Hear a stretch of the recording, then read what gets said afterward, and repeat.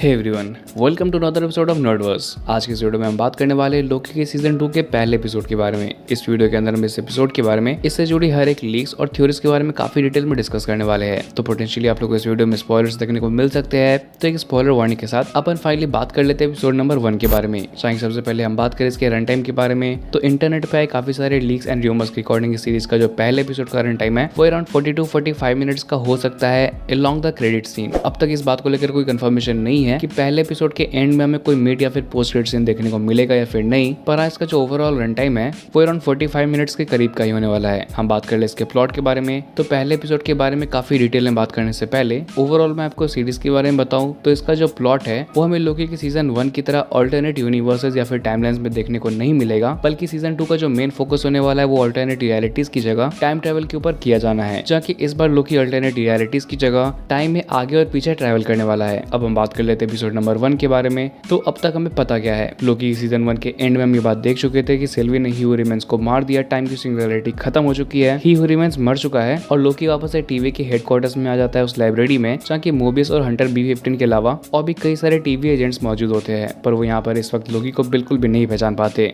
अब सवाल ये है कि यहाँ पर बेसिकली हुआ क्या है। वेल, इंटरनेट पर एक थ्योरी के अकॉर्डिंग ही हू रिमेंस के मरने की वजह से लोकी और सिल्वी ने एक अल्टरनेट डायमेंशन को या फिर अल्टरनेट रियलिटी को क्रिएट नहीं किया। हाँ, वो बात अलग है कि ही हू रिमेंस के मरने की वजह से मल्टीवर्स अनलिश हो चुकी है, टाइम की सिंगुलैरिटी खत्म हो चुकी है, पर इस थ्योरी के अकॉर्डिंग लोकी यहाँ पर टाइम ट्रेवल करके टीवी में पहुंचा है और वो यहाँ पर टाइम में काफी पीछे पहुंच चुका है, जाके इस वक्त अब भी कैंग द कॉन्करर टीवी को रूल करता है। ही हू रिमेंस ने इस पॉइंट पे कैंग द कॉन्करर के बहुत सारे वर्जन्स को डिफीट नहीं करा, उसने टाइम की सिंगुलैरिटी को मेंटेन नहीं करा है। कैंग के बहुत सारे वर्जन्स अब भी फ्रीली घूम रहे हैं और कैंग द कॉन्करर का एक वर्जन ओपनली यहाँ पर टीवी को चला रहा है। तो हाँ, सीधे शब्दों में आप लोग को बताऊं तो यहाँ पर सीजन 1 के एंड के बाद लोकी किसी ऑल्टरनेट डायमेंशन में नहीं पहुंचा है, बल्कि वो टाइम में पीछे पहुंच चुका है, जिसके बाद लोकी मोबियस, हंटर B-15 और बाकी के टीवी एजेंट्स को ये बात समझाने की कोशिश भी करता है, पर यहाँ पर इस पॉइंट पे उसे कोई नहीं पहचान पाता। और चूंकि एक अनजान व्यक्ति यानी कि हमारे लोकी यहाँ पर टीवी के हेडक्वार्टर्स में घुस चुका है, तो इसलिए यहाँ पर हंटर B-15 और हमारे मोबियस टीवी के एजेंट्स को भेजते हैं उसे पकड़ने के लिए। लोकी भागता है उन सभी से, जहाँ की भागते भागते वो एक शीशे को तोड़कर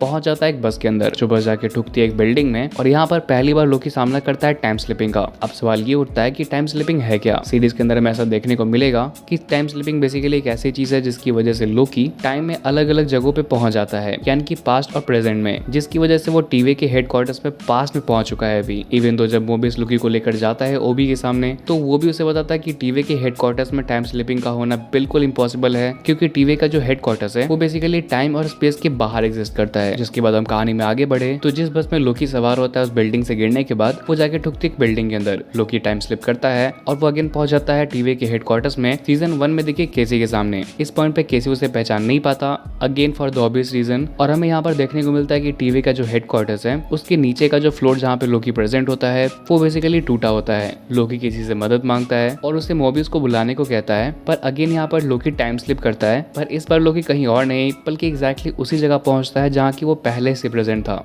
बस फर्क यहाँ पर ये है कि इस बार केसी लोकी को पहचान जाता है। और इन सबसे भी बहुत इंटरेस्टिंग चीज कि अब भी जब लोकी नीचे देखता है तो टीवी के जो हेडक्वार्टर्स की वो फ्लोर है वो अब भी टूटी होती है, जिस चीज को एक्सप्लेन अब तो किसी भी थ्योरी या फिर लीक ने नहीं करा है। तो हाँ, ये देखना बहुत इंटरेस्टिंग रहेगा कि किस तरीके से यहाँ पर लोकी की सीजन 2 के अंदर हमें टाइम स्लिपिंग को दिखाया जाता है, क्योंकि सीजन 1 में ऑलरेडी हम देख चुके हैं कि किस तरीके से अल्टरनेट रियलिटीज को यहाँ पर दिखाया गया है। अब बारी आती है टाइम ट्रेवल की। इन सब के अलावा हमें ये भी पता लगेगा कि ही हू रिमेंस ने किस तरीके से टाइम की सिंगुलैरिटी को मेंटेन किया, कैंग द कॉन्करर के अलग अलग वर्जन्स को डिफीट करके, जो कि हमें सीजन 1 में देखने को नहीं मिला था। हम जानते हैं कि यहाँ पर हमें कैंग द कॉन्करर के एटलीस्ट 2 वर्जन्स देखने को मिलेंगे, जिसकी कंफर्मेशन ऑलरेडी हो चुकी है। पहले तो विक्टर टाइमली, जो कि हमें ऑलरेडी सीरीज के ट्रेलर में देखने को मिल चुका है, तो वहीं पर दूसरी तरफ रूमर्स और बहुत ही ट्रस्टेबल सोर्सेज के अकॉर्डिंग सीजन 1 के एंड में दिखे ही हू रिमेंस भी वापस यहाँ पर रिटर्न आने वाले हैं। जिसे लेकर कोई और इन्फॉर्मेशन आती है या फिर लीक या फिर थ्योरी आती है तो मैं आप लोग को वीडियो बनाकर बता दूंगा।